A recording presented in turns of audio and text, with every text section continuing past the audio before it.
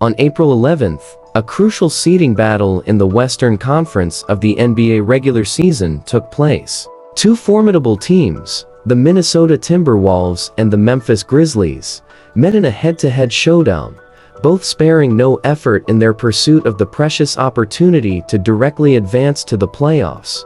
The significance of this game was obvious to all. From the moment the opening whistle blew, both teams quickly got into top gear and engaged in a fierce competition. At the start of the game, the situation was extremely intense. The two teams were like two equally matched boxers, trading blows as the score remained locked in a tight battle, rising alternately. Every offensive and defensive play was fraught with intense competitiveness. For most of the first quarter, neither side could gain the upper hand, and the game reached a stalemate. However, in the closing moments of the first quarter, the situation took a sudden turn. The Timberwolves demonstrated remarkable explosive power. Resembling a well-disciplined army, they had excellent tactical coordination and launched an 11-1 run. This surge was like a powerful sledgehammer blow, catching the Grizzlies off guard. Thanks to this outstanding performance, the Timberwolves managed to turn the tables and entered the second quarter with a 6-point lead,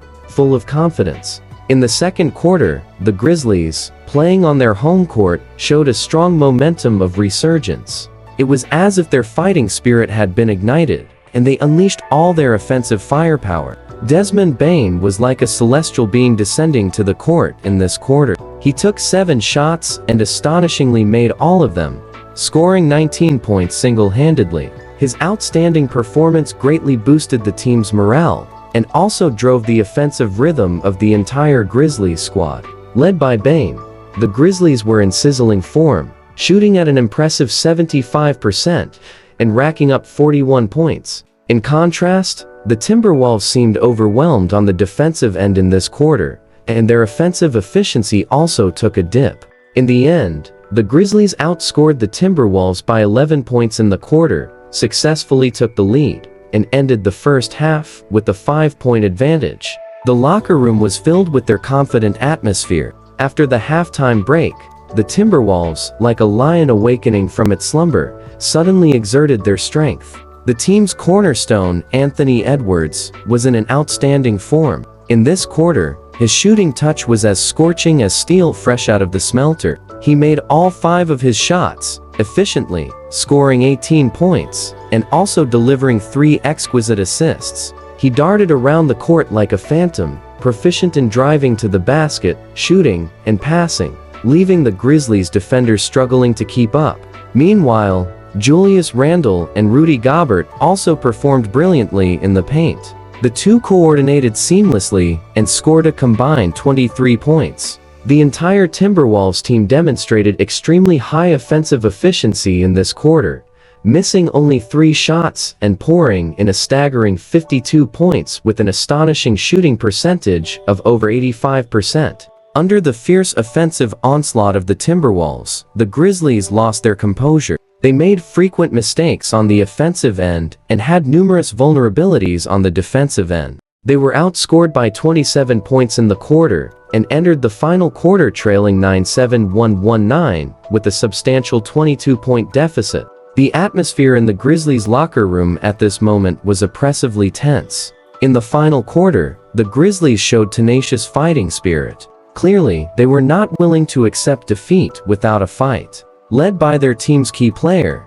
the Grizzlies launched a fierce counterattack. Jaren Jackson Jr. stepped up at the critical moment. He was like a sharp dagger, repeatedly piercing through the Timberwolves' defense. 4 minutes before the end of the game, Jackson Jr. made a crucial 3-pointer, which instantly narrowed the gap to 10 points, sending the entire stadium into a frenzy. The Grizzlies fans seemed to see the hope of a comeback. However, the Timberwolves were not intimidated by the Grizzlies' counterattack. They withstood the immense pressure. Randle and Gobert scored consecutive points in the paint, stabilizing the situation and enabling the Timberwolves to maintain a double-digit lead as they entered the final minute. At this point, the balance of victory had clearly tilted in favor of the Timberwolves. As time elapsed, the outcome of the game became increasingly certain. Finally, when the final buzzer sounded, The Timberwolves defeated the Grizzlies 1-1-1-2-5 on the road, securing a precious victory in this Western Conference seeding battle. In terms of statistics, Ja Morant of the Grizzlies had an outstanding performance, scoring 36 points and dishing out 6 assists. His driving and passing skills on the court caused a great deal of trouble for the Timberwolves defense. Jaren Jackson Jr. contributed 23 points and 2 steals, performing admirably on both the offensive and defensive ends. Desmond Bane recorded 28 points, 6 rebounds, and 9 assists. Especially his remarkable performance in the first half gave the team an edge in the score. Although Zach Edey didn't score many points, he grabbed 7 points and 9 rebounds, providing some support for the team in the paint. Scottie Pippen Jr. also scored 16 points and had 4 assists. On the Timberwolves side, Anthony Edwards was undoubtedly the biggest hero behind the team's victory. He scored 44 points and grabbed 5 rebounds. He frequently stepped up at crucial moments in the game, using his scoring prowess to steady the team's ship. Nickeil Alexander-Walker scored 10 points and grabbed 5 rebounds, offering some offensive support when the team needed it most. Naz Reid contributed 14 points and 6 rebounds, and Jaden McDaniels scored 10 points and grabbed 5 rebounds. Julius Randle had a comprehensive performance, scoring 31 points, grabbing 10 rebounds, and dishing out 5 assists. His powerful play in the paint and his efforts in protecting the rebounds laid a solid foundation for the team's victory. Rudy Gobert also chipped in with 13 points, 8 rebounds, and 4 assists. His defensive presence was formidable, effectively curbing the Grizzlies' offensive plays in the paint, and his coordination with his teammates on the offensive end was also excellent. This game not only showcased the individual abilities of the players from both teams, but also epitomized the charm of team basketball. After this game, it had a profound impact on the subsequent schedules of both teams. In terms of the standings, before this game, the Grizzlies were provisionally ranked 6th in the Western Conference with a record of 47 wins and 32 losses, while the Timberwolves were ranked 8th with 46 wins and 33 losses. The difference in the number of wins between the two teams was only 1 game, and the battle for the ranking had reached a fever pitch.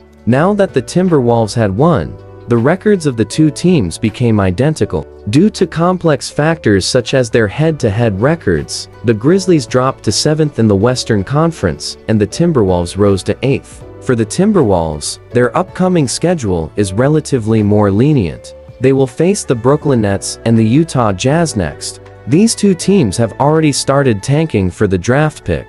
The Nets have lost 8 out of their last 10 games, and the Jazz have even directly benched their starting players. If the Timberwolves play to their normal level, they have a good chance of achieving 2 consecutive victories, which undoubtedly boosts their confidence and increases their chances of directly advancing to the playoffs.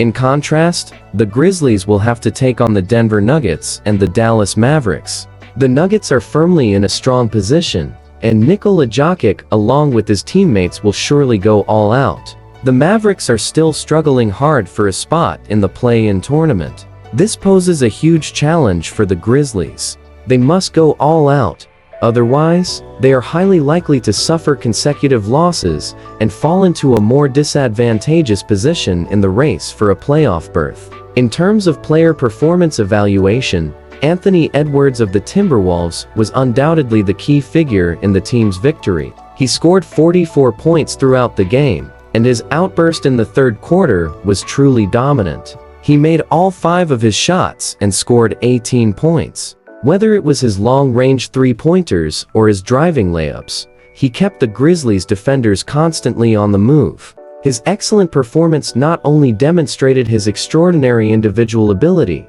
but also played a vital role in boosting the team's morale when the team was in a difficult situation. If he can maintain this form in the subsequent games, it will be a powerful guarantee for the Timberwolves' pursuit of a playoff spot. Julius Randle also performed remarkably well, scoring 31 points, grabbing 10 rebounds, and dishing out 5 assists. He made positive contributions on both ends of the court. His strong drives in the paint and his efforts in rebounding played a crucial part in stabilizing the situation for the team at critical moments. In the upcoming games, his performance in the paint will still be of great significance. Rudy Gobert scored 13 points, grabbed 8 rebounds, and dished out 4 assists in this game. Although his scoring statistics were not particularly eye-catching, his defensive deterrence was substantial. He effectively restricted the Grizzlies' offensive actions in the paint, and his coordination with his teammates on the offensive end was also very good.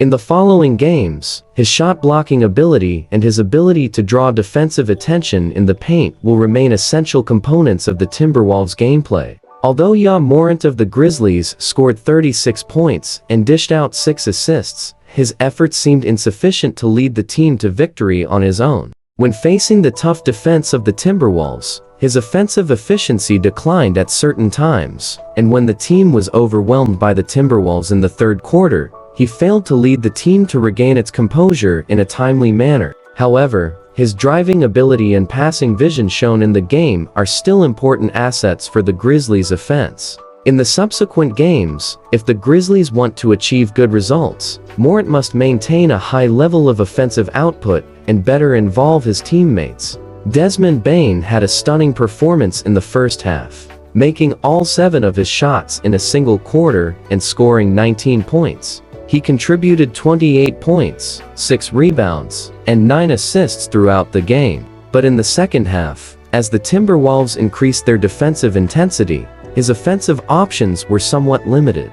In the upcoming games, he needs to maintain offensive stability while helping the team better deal with the opponent's targeted defense strategies. Jaren Jackson Jr. scored 23 points and had 2 steals, making contributions on both the offensive and defensive ends. Especially in the Grizzlies' counterattack in the final quarter, his crucial three-pointer that narrowed the gap demonstrated his composure in high-pressure situations. In the subsequent games, he needs to continuously maintain a tough performance on both ends of the court to provide support for the team.